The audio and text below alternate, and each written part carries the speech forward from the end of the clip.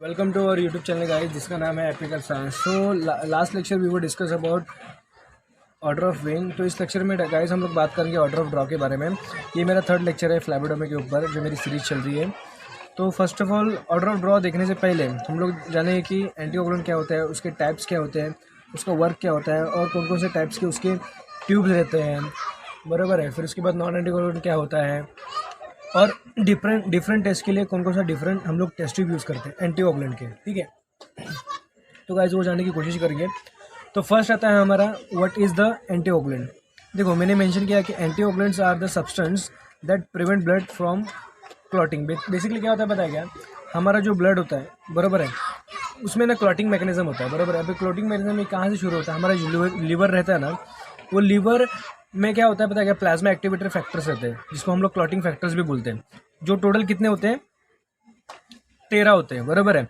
तो उसमें से जो फैक्टर 4 जो होता है उसको क्या कहते हैं, कैल्शियम आयन, बराबर है। इसमें क्या होता है, कैल्शियम आयन होता है। तो बेसिकली ये एंटीऑक्सीडेंट क्या करता है कि जो कैल्शियम आयन जो होता है उसको बाइंड करता है, उसको रिमूव करता है ब्लड में से, इसके लिए ब्लड क्लॉट नहीं होता, बराबर है। अभी अगर मैं नेचुरल एंटीऑक्सीडेंट की बात करूँ जो हमारे ब्लड में होता है, जो बहुत कॉमन होता है, जिसका नाम है हिपेरिन। हिपेरिन नेचुरल एंटीऑक्सीडेंट है जो हमारे बॉडी में इनसॉल्युबल फॉर्म में प्रेजेंट होता है, बराबर है। और उसके साथ साथ प्रोटीन सी, प्रोटीन एस और एंटीथ्रोम्बिन 3, ये भी नेचुरल एंटीऑक्सीडेंट है हमारे बॉडी के, जो ब्लड को क्लॉट नहीं होने देते। क्योंकि अगर सोचो ना, अगर ये इनका अगर एंटीऑक्सीडेंट का कॉन्सेंट्रेशन हमारे बॉडी में कम हो गया, नहीं हो गया, तो हमारा ब्लड जो है वो बॉडी के अंदर ही क्लॉट होगा। तो उसकी वजह से क्या हो सकता है, हमारी डेथ भी हो सकती है, क्योंकि ब्रेन तक ब्लड नहीं पहुंचेगा, फिर उसके बाद हार्ट तक ब्लड नहीं पहुंचेगा, तो हर एक चीज़, हर एक ब्लॉक, वेन या आर्टरी ब्लॉक, हर एक चीज़ ब्लॉक हो जाएगी जो ब्लड से रिलेटेड है। अभी वर्क ऑफ एंटीऑक्सीडेंट क्या है कि ये रिमूव द, जैसे मैंने कहा कि remove the calcium from the blood and stop the clotting procedure. Clotting procedure जो होती है उसको स्टॉप करता है। देखो क्या होता है पता है क्या, अगर जैसे एक एग्जांपल के तौर पर अगर ले ले कि एक क्रिकेट की टीम पे 11 खिलाड़ी है, बराबर है। अगर 11 में से एक भी खिलाड़ी प्रॉपर नहीं खेलेगा तो वो आउट हो जाएगा या अच्छे तरीके से परफॉर्म नहीं कर पाएंगे। तो वैसे ही क्लॉटिंग फैक्टर का होता है, अगर इसमें 13 टोटल क्लॉटिंग फैक्टर है, उसमें से अगर एक भी काम नहीं करेगा तो क्या होगा, प्रॉपर ब्लड अपना क्लॉट नहीं होगा, बराबर है। तो इसके लिए एंटीऑक्सीडेंट का यूज़ हम लोग ब्लड क्लॉटिंग फैक्टर में इसका यूज़ नहीं होता है, बराबर, क्योंकि ये चिलेटिंग फॉर्म करता है एंटीऑक्सीडेंट और ब्लड उससे क्लॉट नहीं होता है, ठीक है। तो ये हो गया आपका वर्क ऑफ एंटीऑक्सीडेंट। इसके बाद आता है guys types of antioxidant tube.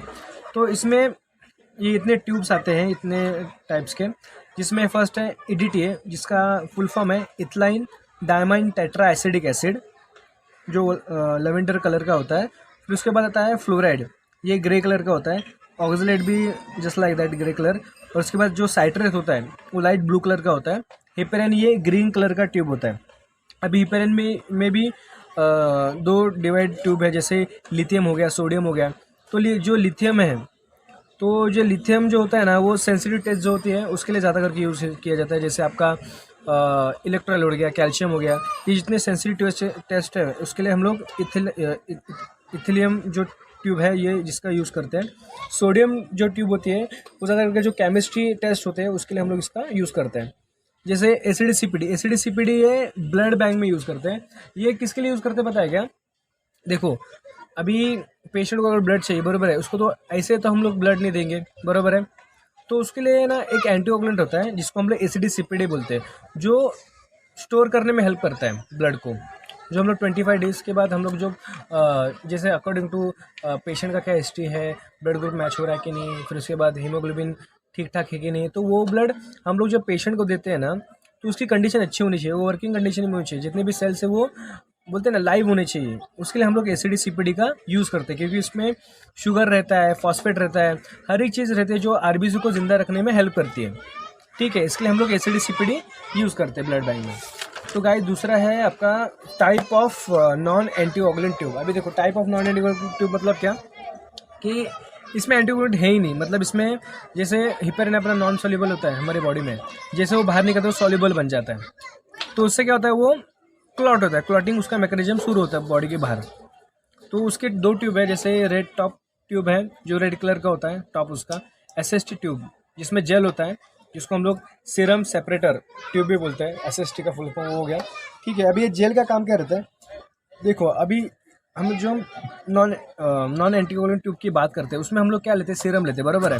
तो ऊपर जो होता है वो सुपरएटिव सीरम रहता है और नीचे जो होता है वो आपका पीसी पैक्सिल सेल रहते हैं, और जो बीच में बैरियर होता है वो जेल होता है। अभी ये क्या सेपरेशन कर रहा है, क्योंकि इसकी हम लोग को ज़रूरत नहीं है, ये सेल्स की हम लोग को किससे मतलब है, सीरम से मतलब है, क्योंकि सीरम में आने वाले जितने हार्मोन्स है, केमिकल्स है या प्रोटीन्स है, जितने भी हम लोग टेस्ट करोगे हम लोग सीरम से परफॉर्म करेंगे। तो सीरम इज़ वेरी इंपॉर्टेंट, इसके लिए हम लोग को इसमें सीरम ढूंढना है। ठीक है, अभी वेरे दूसरा ट्यूब जो रहता है जिसमें जेल नहीं रहता, वो क्या क्या होता है कि एक बार आपने सेंट्रीफ्यूज किया, बराबर है, तो सेंट्रीफ्यूज करने के बाद तभी भी वो नीचे रहता ही आपका सेल्स और ऊपर आपका सीरम रहता है। लेकिन थोड़ा सा कुछ ऐसा शेक हो गया या गलती से किसके एक साथ गिर गया, बराबर है, तो वो मिक्स हो जाता है, तो हीमोलाइज होने का खतरा वहाँ पे रहता है। लेकिन क्या जेल ट्यूब रहेगी तो हीमोलाइज नहीं होगा, क्योंकि वो सेटल्ड होता है, क्योंकि ये जो जेल होता है वो बैरियर का काम करता है उसके बीच में। ठीक है, अभी यहाँ पे है which test we perform in different test tube. अभी कौन कौन सा टेस्ट हम लोग डिफरेंट टेस्ट ट्यूब में परफॉर्म करते हैं। जैसे फर्स्ट है आपका EDT है, जैसे मैंने कहा कि लेवेंडर कलर का होता है, और ये ब्लड से रिलेटेड जितने भी टेस्ट है, जैसे आपका CBC हो गया, ये सर हो गया, फिर उसके बाद MP हो गया, फिर उसके बाद बहुत सारे जो GCSPD हो गया, जितने भी ब्लड से रिलेटेड है, इसके लिए हम लोग हेमेटोलॉजी टेस्ट के लिए EDT का ट्यूब का यूज़ करते हैं। अभी EDT के ट्यूब कुछ इस तरीके से दिखते हैं, आप देख सकते हो। देखो ये वैक्यूटन ट्यूब है, BD कंपनी का है, और ये कितने ml का है, 3 ml का कुछ है, देखो यहाँ पे मेंशन किया है, इस पर एक्सपायरी डेट, प्लॉट नंबर सब दिया गया रहता है। ये हो गया आपका EDT है। उसके बाद आता है आपका फ्लोराइड। अभी फ्लोराइड ये डायबिटीज़ टेस्ट के लिए यूज़ किया जाता है। अभी जितने भी डायबिटीज़, जैसे आपका फास्टिंग BP हो गया, उसके बाद GTT हो गया, बराबर है, तो जितने भी डायबिटीज़ रिलेटेड टेस्ट है वो हम लोग फ्लोराइड में करते हैं। लेकिन HbA1c के अलावा, क्योंकि HbA1c के लिए हम लोग को EDT में, ये जो है HbA1c के लिए हम लोग EDT में ब्लड लेना पड़ता है। वेरएस जितने भी टेस्ट है, जैसे फास्टिंग PP हो गया, जैसे मैंने कहा कि GTT हो गया, तो हम लोग उसके लिए फ्लोराइड का यूज़ करते हैं। फ्लोराइड ये ग्रे कलर का होता है, कुछ इस तरीके से दिखता है। देखो ये कितने ml का है, 2 ml का है, यहाँ पे भी लॉट नंबर, एक्सपायर डेट ये दिए गए रहते हैं। ठीक है, उसके बाद आता है आपका साइट्रेट। अभी साइट्रेट मतलब क्या, सोडियम साइट्रेट, इसमें सोडियम प्लस साइट्रेट ये रहता है। अभी ये ज़्यादा करके जो कोएगुलेशन फैक्टर्स की जो स्टडी होती है, जैसे आपका PT हो गया, प्रोथर्म टाइम, फिर APTT हो गया, पार्शियल टाइम हो गया, फिर उसके बाद आपका प्रोटीन C, प्रोटीन S हो गया, फाइब्रोजन हो गया, तो ये जितने भी कोएगुलेशन से रिलेटेड, क्लॉटिंग फैक्टर से रिलेटेड जितने भी टेस्ट है वो हम लोग सोडियम साइट्रेट ट्यूब में कलेक्ट करते हैं। उसके अलावा अमोनिया जो टेस्ट होती है उसके लिए भी हम लोग साइट्रेट का यूज़ करते हैं, या फिर आप कह सकते हैं CBC के लिए भी हम लोग साइट्रेट का यूज़ करते हैं। अब साइट्रेट का ट्यूब कुछ इस तरीके से दिखता है, ब्लू टॉप रहता है उसका, और देखो ये कितना 2.7 का रहता है, बराबर है, और उसका जो रेशियो होता है ब्लड का और सोडियम साइट्रेट का बोलो आप, तो वो 9:1 होता है, बराबर है। यहाँ पे भी लॉट नंबर, एक्सपायरी डेट दी गई रहती है। तो ये हो गया आपका सोडियम साइट्रेट। उसके बाद आता है आपका हिपेरिन। अभी हिपेरिन की ट्यूब तो मेरे पास है नहीं, लेकिन मैं आपको बताऊंगा कि हिपेरिन जो होते हैं वो ग्रीन कलर का होता है, बराबर है। वो ज़्यादा करके जो ब्लड कल्चर है या ABG है, हाइड्रेट ब्लड गैस, उसके लिए हम लोग हिपेरिन ट्यूब का यूज़ करते हैं लैब में, बराबर है। जैसे मैंने कहा इसके 2 टाइप, एक लिथियम हो गया, एक सोडियम हो गया। वो डिफरेंट ट्यूब डिफरेंट टेस्ट के लिए हम लोग यूज़ करते हैं। ACD CPD। अभी ACD का फुल फॉर्म क्या है, एसिड साइट्रेट डेस्ट्रॉय, बराबर है। CPD का साइट्रेट फॉस्फेट डेस्ट्रॉय। तो बेसिकली क्या, जैसे मैंने कहा कि जो ब्लड बैंक में हम लोग RBCs WBCs बोलो जो स्टोर करते हैं, बराबर है, तो स्टोर करने में ये एंटीकोगुलेंट का बहुत बड़ा हाथ होता है, क्योंकि ये स्टोर अगर इसका कॉन्सेंट्रेशन बराबर रहेगा तभी हम लोग तभी बोल सकते हैं कि RBC अच्छे हैं और ये हेल्प करते हैं, बराबर है, RBC को ज़िंदा रखने के लिए। ओके, सो उसके बाद आता है SST, और उसको SST और रेड टॉप ट्यूब, ये तो ऑल बायोकेमिकल टेस्ट जो है उसके लिए हम लोग इसका यूज़ करते हैं। अभी SST ट्यूब कुछ इस तरीके से दिखते हैं, जैसे मैंने पहले एग्जांपल दिया था। देखो ये SST ट्यूब कुछ इस तरीके से दिखती है।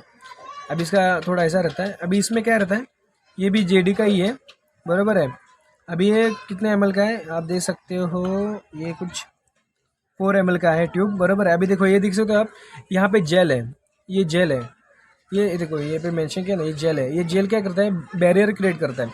अभी देखो जब हम पेशेंट का सीरम लेते हैं यहाँ पे, बराबर है, मतलब पेशेंट का ब्लड ले लिया, बराबर है। जब इसको सेंट्रीफ्यूज करते हैं तो सीरम जो रहता है वो इसके ऊपर आता है, बराबर है। और जो सेल्स होते हैं पीसी एपेक्सिल सेल वॉल्यूम के जो सेल्स होते हैं आप बोल सकते हो, तो सेल्स सब यहाँ पे जमा होते हैं सेंट्रीफ्यूज के फोर्स से, जिसमें हम लोग कुछ 3000 to 4000 RPM का यूज़ करते हैं रिवोल्यूशन पर मिनट का, तो उससे वो सेटल डाउन हो जाता है। तो और सुपरनेटिव हम लोग को बहुत अच्छे तरीके से मिलता है। अभी ये मिक्स भी नहीं हो सकता क्योंकि ये जेल है, राइट। अभी नॉर्मल अगर मैं रेड ट्यूब की बात करूँ, मतलब अगर इस ट्यूब की मैं बात करूँ, इसमें क्या फ़र्क है कि इसमें जेल नहीं, इसमें जेल है, बराबर है। इसको सेंट्रीफ्यूज भी किया तभी ये सेटल डाउन हो जाएगा अच्छी तरीके से, बराबर है। लेकिन क्या होगा अगर गलती से मैं थोड़ा शेक किया या यहाँ से वहाँ रखा या थोड़ा गिर गया, राइट, हैंडल करते टाइम, तो ये फटक से जो अपना जो ब्लड होता है वो मिक्स हो जाएगा सीरम में, तो उससे इसके लिए फिर से सेंट्रीफ्यूज करना पड़ेगा। तो इसमें टाइम बहुत जाता है। उससे अच्छा अगर आप ये ट्यूब यूज़ करोगे SST का, देखो ये ट्यूब अगर यूज़ करोगे आप, तो उससे क्या होगा कि कुछ गिरा या कुछ ऐसा यहाँ पे भी हुआ तो वो शेक नहीं होगा और कुछ डिस्टर्ब नहीं होगा, ठीक है। तो ये हो गया आपका टैप्स के बारे में, डिफरेंट टैप्स के बारे में। पर देखो यहाँ पे मैंने ना कुछ ऐसा आपके लिए बना है, जो भी नए फ्लैबोटोमिस्ट हैं या जो सीख रहे हैं DMLT में करियर बनाना चाहते हैं आगे जाके, तो उनके लिए है। देखो यहाँ पे अगर आपको रिमेंबर करने में तकलीफ हो रही है कि कौन कौन सा वाइल है, उसका नाम क्या है, तो यहाँ पे देखो मैंने ऐसे टेस्ट ट्यूब के नाम के वाइज मैंने बताया। जैसे ई वाइल हो गया, ई वाइल मतलब क्या, EDTA वाइल। एफ वाइल मतलब क्या, फ्लोराइड वाइल। सी वाइल मतलब क्या, साइट्रेट वाइल। एच मतलब क्या, हिपेरिन वाइल। पी मतलब क्या, प्लेन ट्यूब जो नॉन एंटीकोगुलेंट है वो। अभी जी मतलब क्या, जैसे आपका ये हो गया जेल ट्यूब, उसको भी आप इस तरीके से कुछ मेंशन कर सकते हो। जैसे या फिर आप टेस्ट ट्यूब के नाम के कलर से भी उसको आप आइडेंटिफाई कर सकते हो। जैसे ये पी वाइल हो गया, मतलब पर्पल। G1 G2 का क्यों दिया है, क्योंकि ये जेल ट्यूब है और ये ग्रीन ट्यूब है, बराबर है। अभी जेल ट्यूब मतलब क्या, G1 मतलब ये अपना ग्रे वॉल्यूम हो गया, बराबर है, ग्रे वाइल हो गया। बी मतलब क्या, ये आपका डिफरेंट कलर का वैल्यू हो गया। तो इस तरीके से कुछ मैंने ऐसे बना है। अभी इन दोनों में से कौन सा आपको अच्छा लगता है देखो, और चैनल को प्लीज़ सब्सक्राइब करो, अगर पसंद आए तो कमेंट करो। Thank you so much guys watching this video. Next lecture हमारा कुछ अलग टॉपिक पर होगा इससे रिलेटेड, लेकिन आपको अच्छा लगेगा। Thank you so much guys watching this video.